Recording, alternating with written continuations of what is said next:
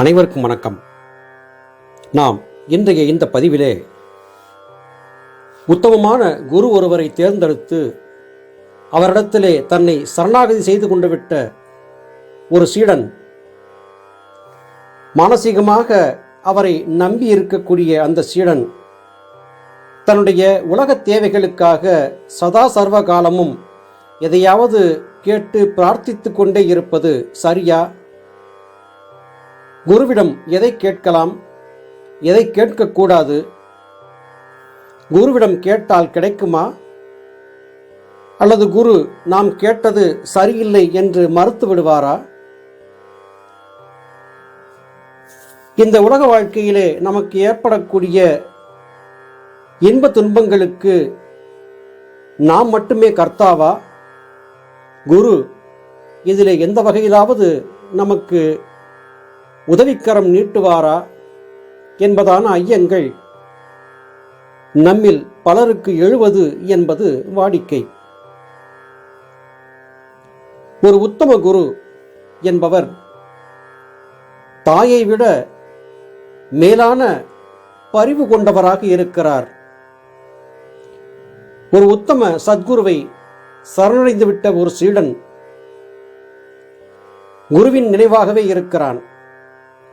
வேறு யாதொரு சிந்தனையும் அவனுக்கு இல்லை. அந்த நிலையிலே அவனுடைய அனைத்து தேவைகளையும் நிறைவேற்றி வைக்க வேண்டிய கடப்பாடு குருவுக்கு வந்துவிடுகிறது. சீடன் கேட்பதற்கு முன்பாகவே அவன் என்ன கேட்கப் போகிறான், எதை கேட்கப் போகிறான் என்பதை உணர்ந்து அதை கொடுத்துவிடக்கூடிய பக்குவம் என்பது உத்தம குருமார்களுக்கு இருக்கிறது. ஞானபிதா நிகழ்த்திய ஒரு அற்புதத்தை இப்பொழுது பார்க்கலாம். ஞானபிதா 5 ஆசிரம கிளைகளை ஏற்படுத்தினார்கள். அவ்விதம் ஞானபிதா கிளைகளை ஏற்படுத்தி ஆசிரமத்தின் சுற்றுச்சுவர் கட்டும் பணியை செய்து கொண்டிருந்தார். ஞானபிதா ஆசிரமத்தை விட்டு வேறு எங்கும் செல்லவில்லை. இடையிலே உடுத்தியிருந்த ஒரு கௌபீனத்தை தவிர வேறு எதுவும் ஞானபிதாவிடம் இல்லை. தென்னை மட்டையை விரித்த ஒரு சிறிய குடில், அதிலே ஒரு கோரைப்பாயிலேதான் சுவாமி படுத்திருப்பார். சுவாமியின் கட்டளைப்படி சுற்றுச்சுவர் வேலைகள் நடந்து கொண்டிருக்கும். வேலை முடிந்தான பிறகு பணியாட்களுக்கு கூலி கொடுக்க வேண்டும். சுவாமியை சந்தித்து நிர்வாகி இன்றைக்கு வேலை செய்தவர்களுக்கு கூலி கொடுக்க வேண்டும் என்று சொல்லுவார். அந்த குடிசையின் ஒரு மூலையிலே ஒரு சிறிய சுருக்கு பை தொங்கிக் கொண்டிருக்கும். அந்த பையிலே பணம் இருக்கும், எடுத்துக்கொண்டு போ என்று சுவாமி சொல்லுவாராம். எடுத்து பார்த்தால் அன்றைக்கு கூலி கொடுக்க வேண்டிய தொகை எவ்வளவோ அது அதிலே இருக்குமாம். அதன் பிறகு அந்த பையை அங்கே கொண்டு போய் தொங்க விட்டு விடு என்று சுவாமி சொல்லுவாராம்.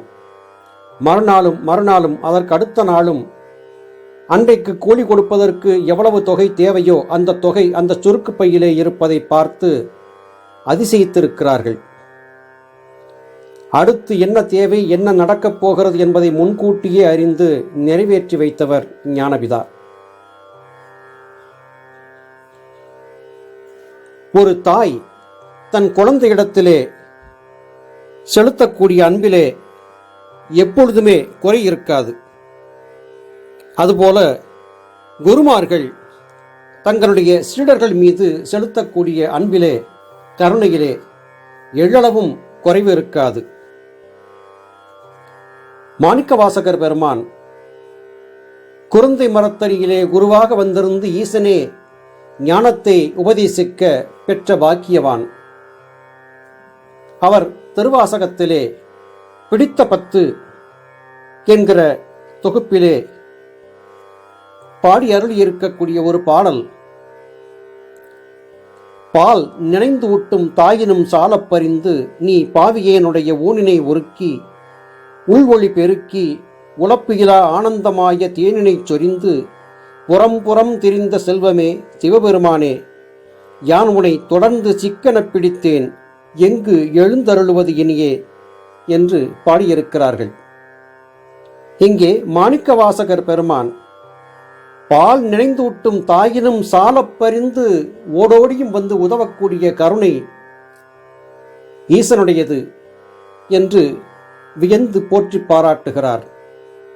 ஏனென்றால் என்ன தேவையோ அந்த தேவைக்கான உதவி எம்பெருமானிடத்திலே இருந்து கிடைத்துக் கொண்டிருக்கிறது. ஈசன் ஆதிச்சித்தன் என்று நாம் அறிந்திருக்கிறோம். அவரே குருவாக அமைந்திருந்த காரணத்தால் மாணிக்கவாசகர் கேட்காமலேயே சகலத்தையும் எம்பெருமான் கொடுத்தார் என்று இங்கே சொல்லுகிறார். கேட்பதற்கு முன்பே எதை கேட்க வேண்டும் என்பதையும் குரு அறிந்திருக்கிறார் என்று நம்மால் உணர முடிகிறது. அடுத்து சகோதர சகோதரிகள் குடும்ப வாழ்க்கைக்காக தேவைப்படக்கூடிய பொன் பொருள், உணவு, உடை, இருப்பிடம், வாகன வசதிகள் ஆகியவற்றை தொடர்ந்து குருவிடம் பிரார்த்தனை செய்து பெறலாமா என்கிற கேள்வி எழுகிறது. அப்படி கேட்டால் கீழ்மையான உலக வாழ்க்கைக்கு சம்பந்தப்பட்டவற்றை மட்டும் கேட்பது குற்றமாகுமா என்கிற கேள்வி எழுகிறது. ஞானபிதா தன்னை குரு என்று அறிவித்துக் கொள்ளாமல் தந்தை, ஞானத்தந்தை என்றே சொல்லி இருக்கிறார்கள். ஞானம், ஆன்ம முன்னேற்றம், ஜீவனின் மேன்மை ஆகியவற்றை யோக சாதனம் முறையாக பழகும் போது, அந்தந்த பருவங்கள் வரும்போது ஞானபிதா தொடர்ந்து கொடுத்து வருகிறார். அதிலே அவர் எப்பொழுதுமே குறை வைப்பதில்லை. உலகியல் சார்ந்து நம்முடைய தேவைகளை ஞானபிதாவிடம் கேட்டபோது அதை அவர் தொடர்ந்து கொடுத்து கொண்டும் இருக்கிறார். அற்ப ஆசைகளை கூட ஞானபிதா நிறைவேற்றி வைத்திருக்கிறார். இதை என்னுடைய முந்தைய பதிவுகளிலே என்னுடைய சில அனுபவங்களை சொல்லியிருந்தேன். ஒரு சமயம் கொட்டும் மழைக்காலத்திலே என் மனைவியிடம் எனக்கு கோதுமையிலே செய்த சப்பாத்தி வேண்டும் என்று கேட்டபோது, இது தருணம் அல்ல, எவ்வளவு காலம் கழித்து சப்பாத்தி செய்ய இயலாது, உள்ளதை சாப்பிடுங்கள் என்று சொல்லிவிட்டார். நானும் வாளாயிருந்து விட்டேன். சற்றைக்கெல்லாம் எங்கள் உறவுக்கார பெண் ஒருவர் வீட்டிற்கு வந்தபோது 2 பாத்திரங்களிலே தேவையான அளவு சப்பாத்தி மற்றும் குருமாவை உனக்காகவே கொண்டு வந்தேன் என்று கொண்டு வந்து கொடுத்ததை பற்றி சொல்லியிருக்கிறேன். ஒரு சிறிய ஆசையை கூட நிறைவேற்ற ஞானபிதா மறந்ததில்லை. இத்தனைக்கும் எனக்கு இது வேண்டும் என்று ஞானபிதாவிடம் நான் பிரார்த்தனை செய்யவில்லை. இருப்பினும் அது கிடைத்தது. அதுபோல ஒரு சமயம் திடீரென்று யோக சாதனம் பயின்று முடித்தான பிறகு இனிப்பான ஜாங்கிரி உண்ண வேண்டும் என்று தோன்றியது. அதுவும் ஞானபிதாவின் அருளால் எனக்கு நிறைவேறியதை பற்றி கடந்த பதிவுகளிலே சொல்லியிருக்கிறேன்.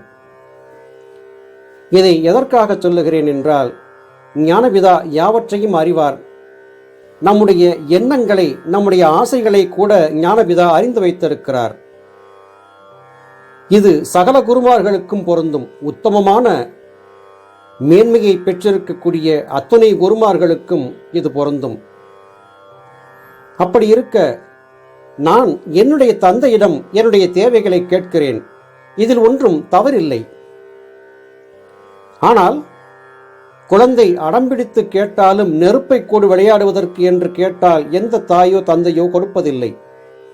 அந்த குழந்தைக்கு சமாதானம் சொல்லி, இது தவறு, உனக்கு தீம்பு தரும் என்பதை புரியப்படுத்தி அதை தராமல் தவிர்த்து விடுவது உண்டு. அதுபோல உத்தம குருமார்கள் நம்முடைய வேண்டுதலை கேட்டிருந்தாலும் கூட எதை கொடுத்தால் நமக்கு தகுமோ அதை கொடுப்பார்கள், எதை தரக்கூடாதோ அதை மறுத்து விடுவார்கள்.